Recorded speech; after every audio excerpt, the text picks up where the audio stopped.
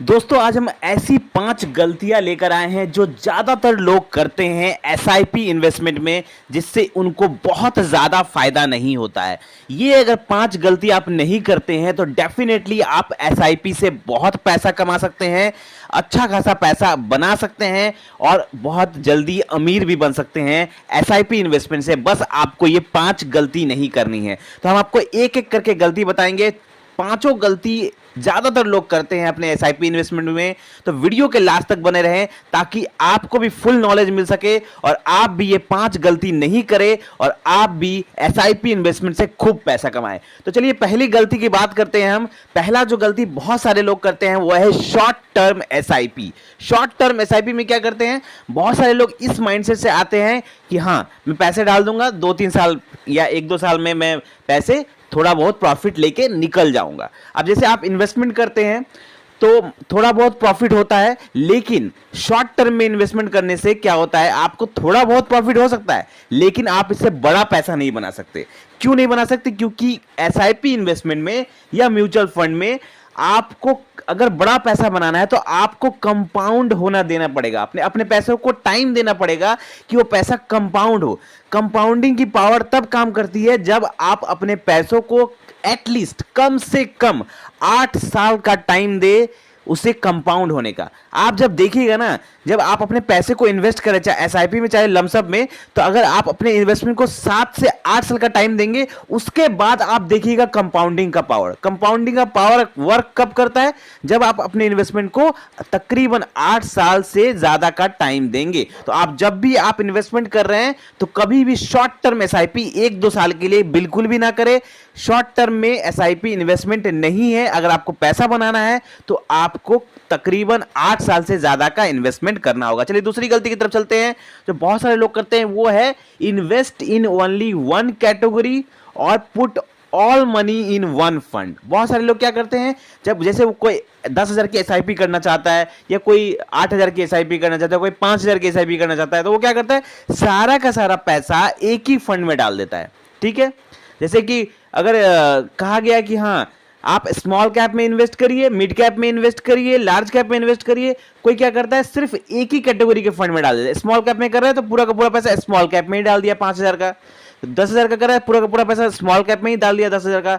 या अगर large cap में कर रहा है तो पूरा का पूरा पैसा एक ही, मतलब एक कैटेगरी में आपको पूरा पैसा नहीं डालना है। आप क्या करिए, अपने पैसे को डिवाइड कर लीजिए। जैसे कि अगर आप 10,000 की एसआईपी करते हैं तो आप 5,000 स्मॉल कैप में डालिए, 3,000 आप मिड कैप में डालिए, 2,000 आप लार्ज कैप में डालिए। तो अपने पैसों को अलग अलग कैटेगरी में डिवाइड कर लीजिए, अलग अलग कैटेगरी के फंड में डिवाइड कर लीजिए। अलग अलग फंड, जैसे कि अगर आप स्मॉल कैप ले रहे हैं तो निपॉन इंडिया का स्मॉल कैप ले रहे हैं तो आप निपॉन इंडिया का लार्ज कैप मत लीजिए।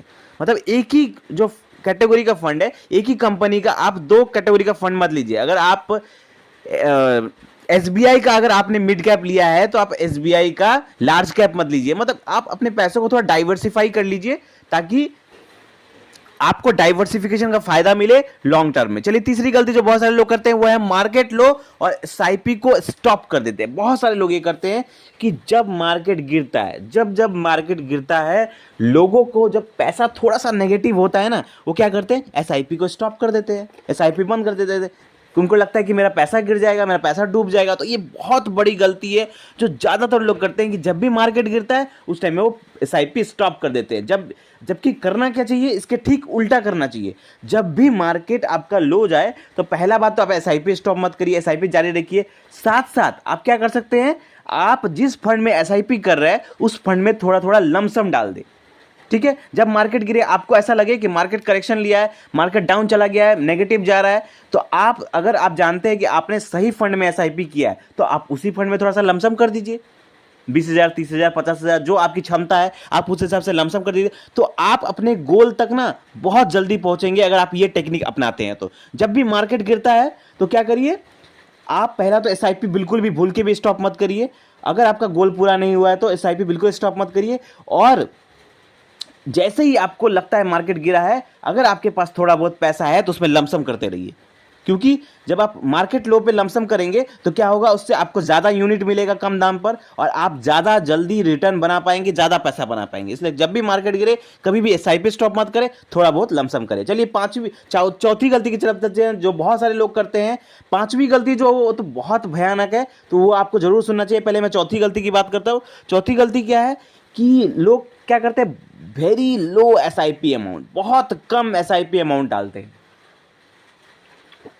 कोई क्या करता है, 500 रुपये की एसआईपी कर देता है, कोई 1000 रुपये की एसआईपी कर देता है। अगर किसी की क्षमता 5000 रुपये की एसआईपी करने की है तो वो 500-1000 रुपये करके एसआईपी करके कोई बहुत बड़ा पैसा नहीं बना पाएगा। अगर आपको बड़ा पैसा बनाना है तो थोड़ा बहुत ज़्यादा इन्वेस्टमेंट करना होगा। अब जैसे किसी की सैलरी में देखता हूँ, कोई कहता है सर मेरी सैलरी तो 30,000 है लेकिन मैं एसआईपी कितने की कर रहा हूँ, 500 रुपये की। अरे भैया, जब आप 30,000 की सैलरी आप कमा रहे हैं तो आप कम से कम 5,000 की एसआईपी तो करें। आप बहुत अगर कम लोग की एसआईपी कर रहे हैं तो मैं बता रहा हूं कि आपको रिटर्न उतना कुछ ज़्यादा नहीं मिलेगा। कम अमाउंट लगाएंगे तो कम पैसा बनेगा। इसलिए अगर आप जितनी आपकी क्षमता है, कहा जाता है कि जितनी आपकी सैलरी है ना या जितनी आपकी इनकम है उसका एटलीस्ट आपको 20% तो इन्वेस्ट करना ही चाहिए।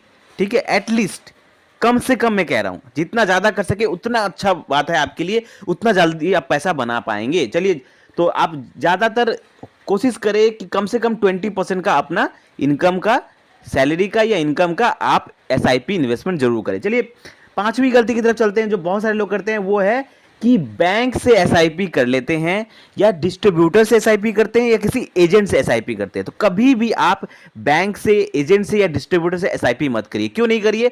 क्योंकि जब आप बैंक से, डिस्ट्रीब्यूटर से या किसी एजेंट से एसआईपी करते हैं तो वो आपको रेगुलर फंड बताते हैं या रेगुलर फंड सजेस्ट करते हैं, क्योंकि उनमें उनका कमीशन बना हुआ रहता है, उसमें उनका कमीशन बना रहता है और वो कमीशन आपका एक्सपेंस रेशियो में ऐड हो जाता है, जिसके कारण आपका जो रिटर्न होता है वो लॉन्ग रन में कम हो जाता है और आपको लॉन्ग रन में तकरीबन 20 से 30 लाख रुपए का नुकसान होता है। जब आप लॉन्ग रन में जब पैसे निकालते हैं 15 साल बाद, 20 साल बाद, तो आप देखेंगे कि आपको जहां पर मिलने वाला था 1 करोड़ रुपए, वहां पे आपको मिलेगा 80 लाख रुपए या 75 लाख रुपए। मतलब आपका पैसा जो है वो रिटर्न आपका तकरीबन 1% तक कम हो जाता है, क्योंकि वहां पर आपका एक्सपेंस रेशियो जुड़ जाता है। तो जब भी एसआईपी करे या लमसम करे, किसी भी इन्वेस्टमेंट करे, तो आप डायरेक्टली किसी ऐप के थ्रू कर सकते हैं। आज के टाइम पे मार्केट में बहुत सारे अच्छे अच्छे ऐप्स हैं, grow app, up stock, angel one, phone पे, किसी भी अच्छे ऐप से आप